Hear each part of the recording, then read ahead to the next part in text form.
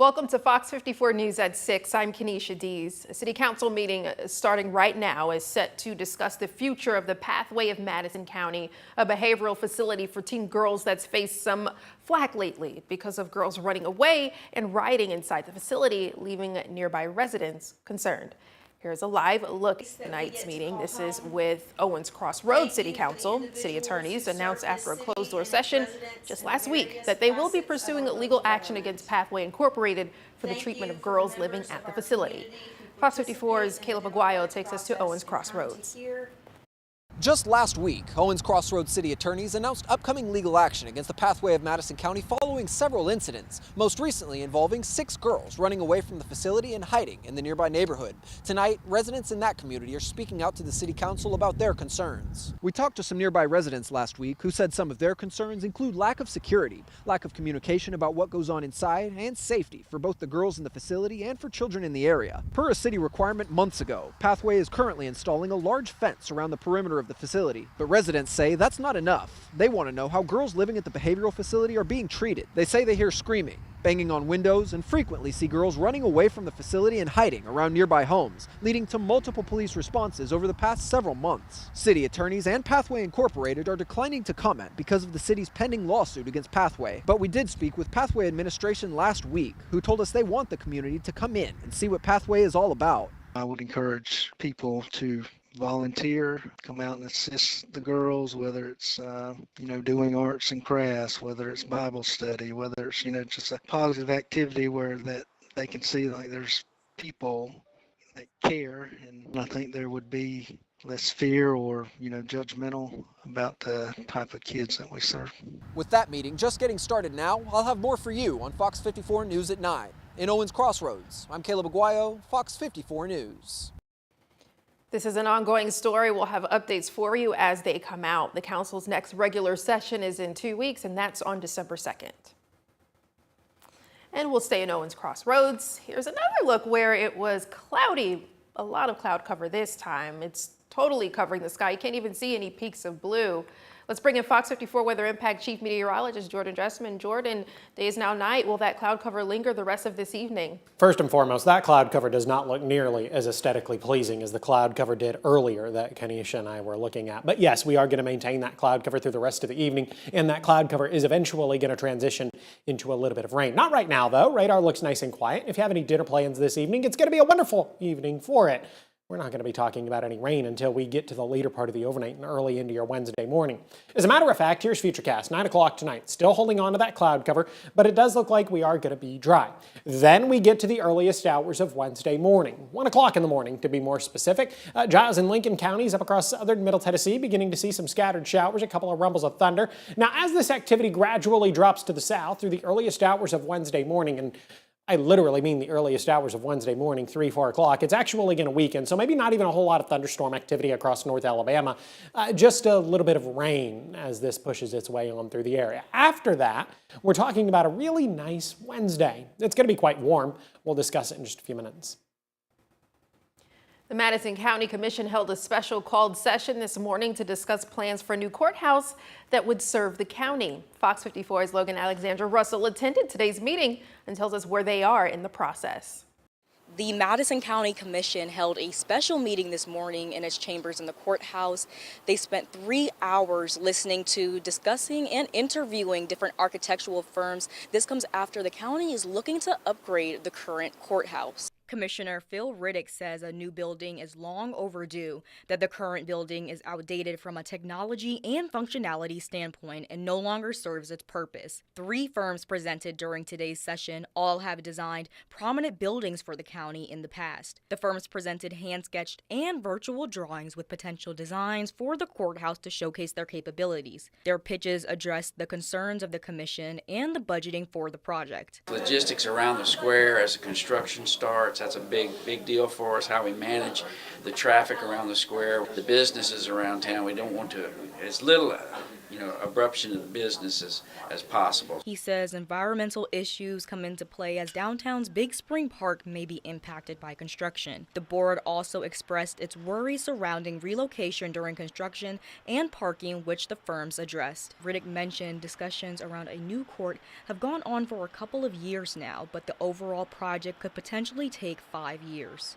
Chairman Mac McCutcheon says they have come a long way and are still continuing to make progress, all in an effort to improve the functionality of the courthouse and its day-to-day operations. Space, and then having the safety, more modern technology, accessibility. McCutcheon says once the architect work starts and the commission has visuals to show, the public will play a huge role in the project as they will be impacted. From the Madison County Courthouse, Logan Alexandra Russell, Fox 54 News. The firms presented the possibility of having 2 sites instead of 1. McCutcheon says the commission hasn't made that decision, nor do they want to discuss which company they're leaning toward. A preliminary hearing has been set for December 9th in the case against the Killen man accused of making terrorist threats targeting Deschler High School. Robert Bowman, pictured here, held on a single count of making a terrorist threat and faces a $10,000 bond. Police say Bowman drove onto school property and posted threatening videos online, prompting fears and school disruptions. His attorney has requested access to evidence, including statements, videos, and other items the state may use at trial. A DeKalb County judge has appointed legal counsel for the man charged with capital murder in a Fort Payne double shooting. Jacob Mitchum, the man you see on your screen, appeared via Zoom Monday and will be represented by attorneys Clint Eubanks and Chad Stallings. The appointment came after his initial court appearance when he asked for time to consult his family about hiring an attorney. Mitchum is accused of killing 27-year-old Alicia Keller and 24-year-old Logan Brown at an apartment in Fort Payne. According to court records, Keller had previously gotten a protective order against Mitchum, which included a child, which was terminated in August. No date for the next court appearance has been announced. The National Park Service has begun its prescribed fire season along the Natchez Trace Parkway, running through May of next year. The controlled burns are set to take place in Colbert County at Freedom Hills. Officials warn that smoke may linger, trails could close, and drivers should watch for firefighters and equipment. Prescribed burns help reduce wildlife risk and maintain healthy forests. Alabama Public Television will stay with PBS for now. The Alabama Education Television Commission voted Tuesday today to maintain the network's current contract, which runs through June of next year.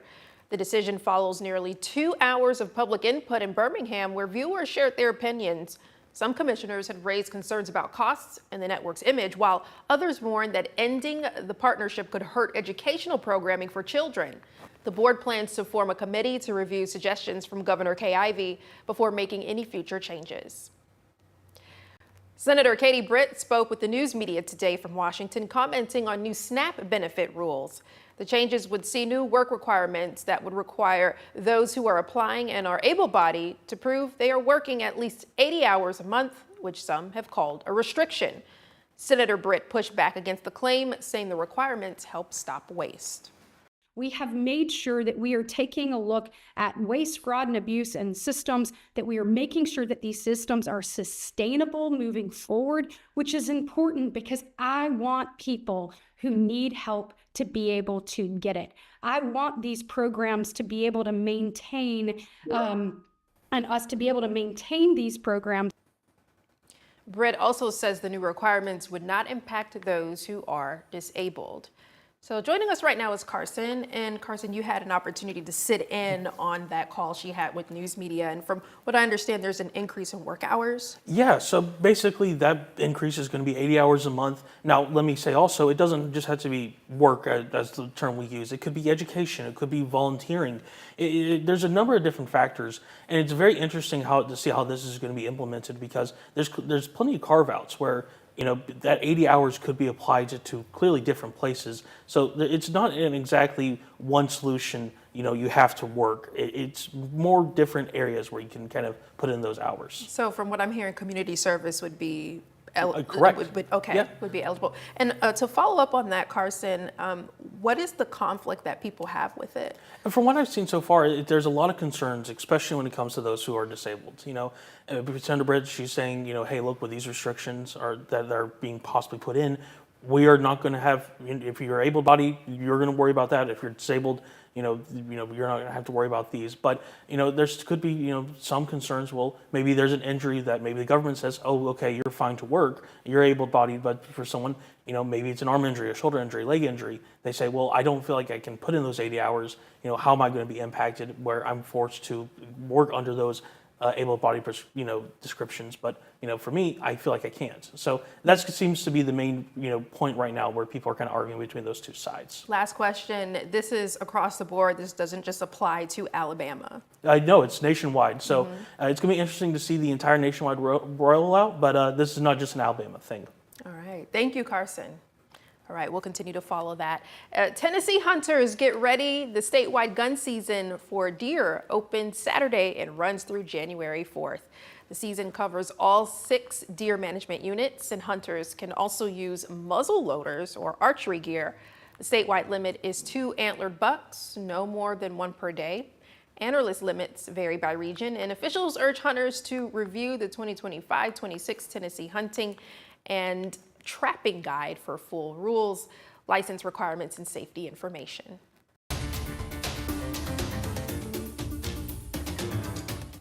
The Morgan County Sheriff's Office is warning the public of a phone scam targeting locals with threats of arrests, fines, and jury duty. According to officials, scammers may call claiming you owe money for bonds, bail, or other legal reasons. The Sheriff's Office urges residents to not send cash over the phone or through apps and to meet a licensed bondsman in person if needed. Authorities say they will never contact anyone by phone about arrests, warrants, or jury duty. And if you get these calls, you should hang up immediately. Most people learn best when they're able to take it from a book and apply it to real life. And that is exactly what this teacher does in her classroom. She teaches science. We get to meet her as this week's Fox 54's top teacher. Stick around. And the Postal Service is urging you to ship early this holiday season as key mailing deadlines approach. We'll give you the important dates next.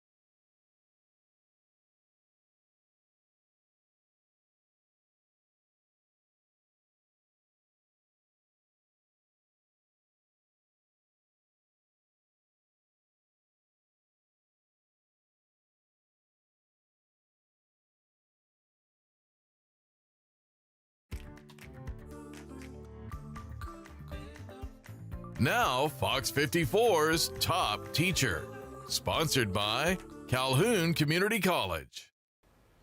It's one thing to be recognized by peers and also parents, but it's another when one of your pupils nominates you for outstanding work.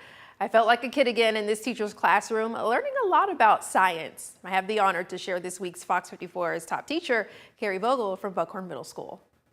Take a walk in Carrie Vogel's class and you'll see It's fascinating. There's always something new. It's always changing. Nothing is ever the same. She's mad about science, and it's not just Vogel who loves science. We learn about life science and a lot of stuff about the body. Her students love it too. We made DNA models with using candy, and they all like that.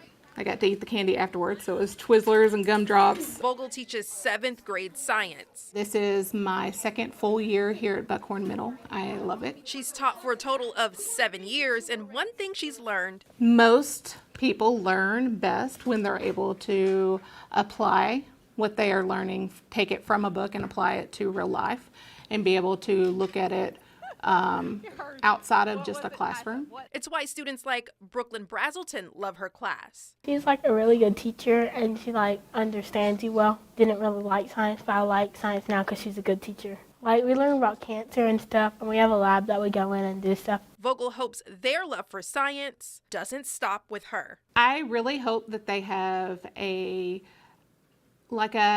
desire to want to learn more about life science and biologies and go into some type of STEM science in the future. Her love for teaching 7th grade science won't stop either. I love 7th grade. It's my favorite grade to teach. Of all the grades, I've taught 6th through 12, and I will go back to 7th grade if it's given the choice every time. Congratulations, Mrs. Vogel. Well deserved. Checked out the moment she was surprised by her student, Brooklyn, later tonight on Fox 54 Plus, right here. Also, nominated teacher on Fox54.com. Holiday shipping deadlines are coming up fast, and the Postal Service says don't wait. We'll have what you need to know next. And Jordan, how's the weather looking tonight? Yeah, for the most part, we're going to be quiet for the next couple of hours, but then we begin to see some rain. Then we head into your Wednesday, and we're talking about the warmth. We'll discuss it in just a couple of minutes.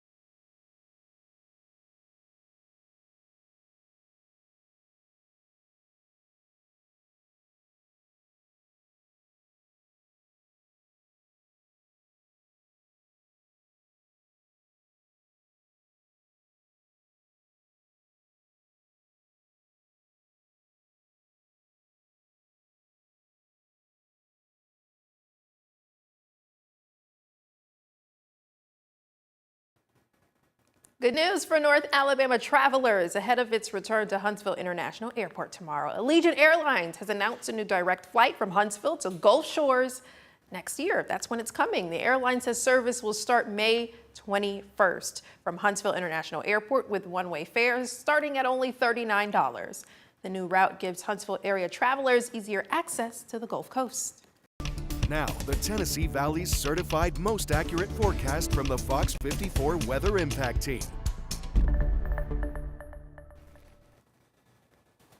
And here's a look from earlier this evening outside of our station. This is along the accessway on Memorial Parkway. You can see beautiful sky there.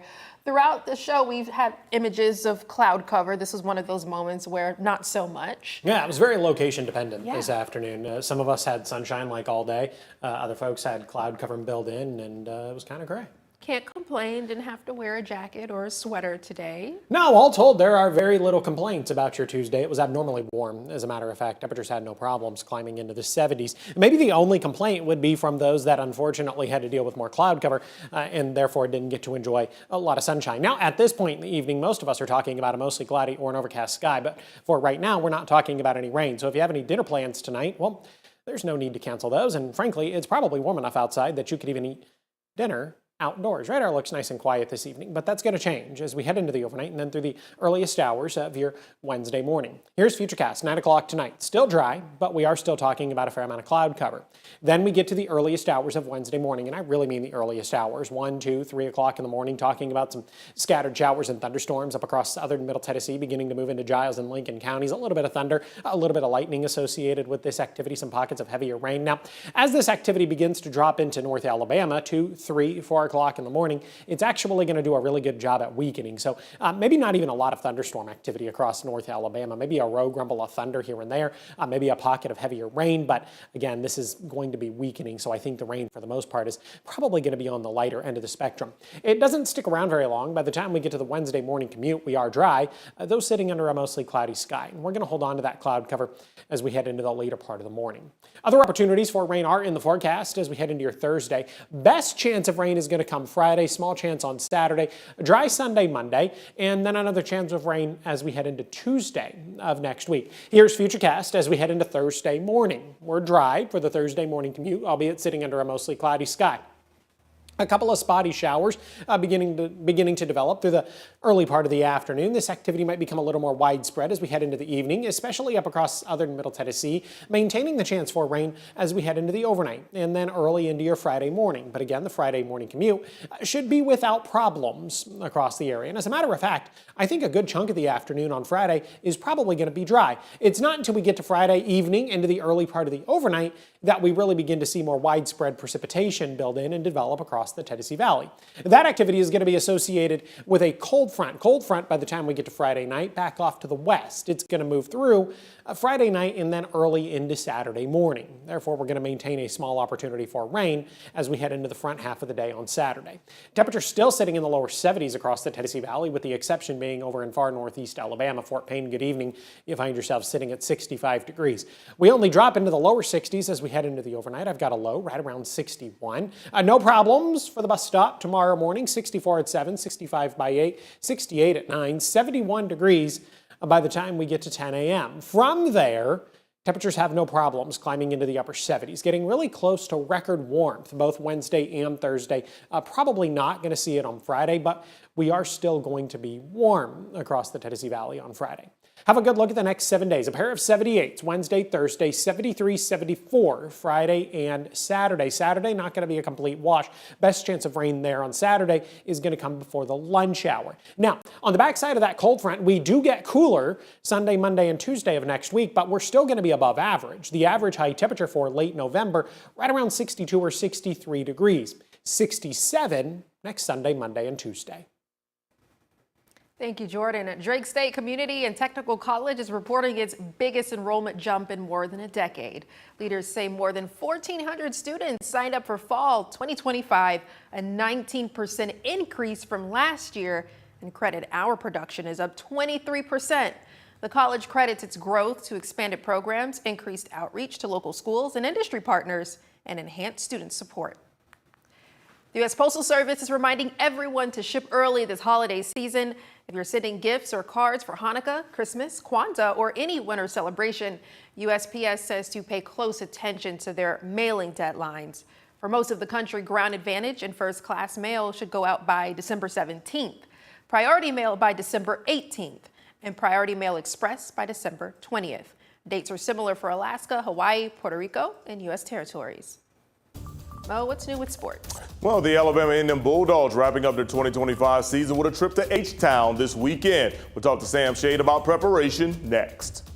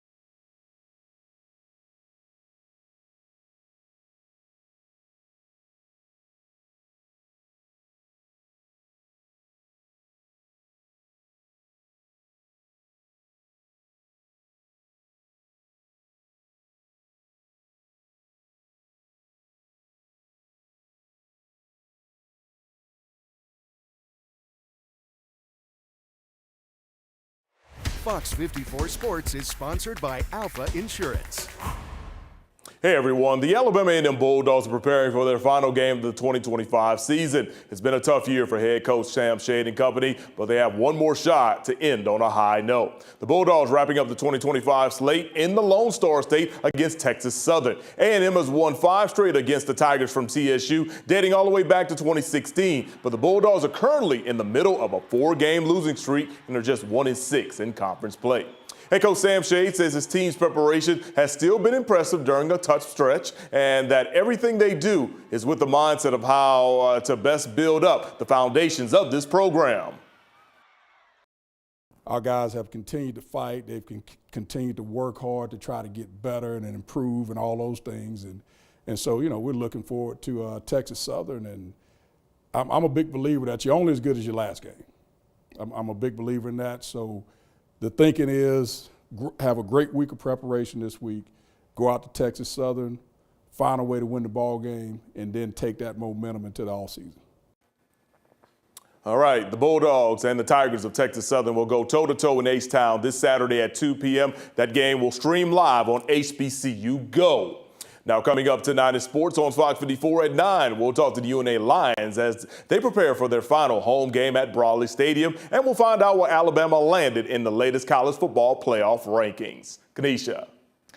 Yes, neighbors are calling for action after a string of runaways from a local behavioral facility hear their concerns and what Pathways say they want the community to know. Tonight on Fox 54 News at 9. Allegiant Airlines is making its way back to Huntsville International Airport, and Fox 54 takes you to the official launch party. And the House has overwhelmingly passed a bipartisan bill demanding the Justice Department release all case files tied to Jeffrey Epstein. We'll have more on that vote tonight on Fox 54 News at 9. But before we let you go, just ahead of Thanksgiving, Heinz is out with a new condiment inspired by the 90s sitcom Friends. The one with Ross's sandwich from season 5 featured an after Thanksgiving sandwich made with leftovers. I haven't seen it, but nonetheless, Heinz limited edition leftover gravy pays tribute to that sandwich. The company says it's made with real turkey broth. It's not for sale individually, but if you buy a jar of Heinz homestyle turkey gravy from Walmart.com, you'll score the sauce. Well, okay. Mo, are you a Friends fan? Because I have no idea what we're talking about. I'm not I know of Friends, you know. The show exists. Correct. I know the show exists, but as far as the whole gravy thing, I have no idea. And I'm also kind of curious, leftover gravy, that means we're talking about leftover food, and I don't care if you put it in the refrigerator or not. I still think that's not good for your body after a certain amount of time. I'm wondering if it's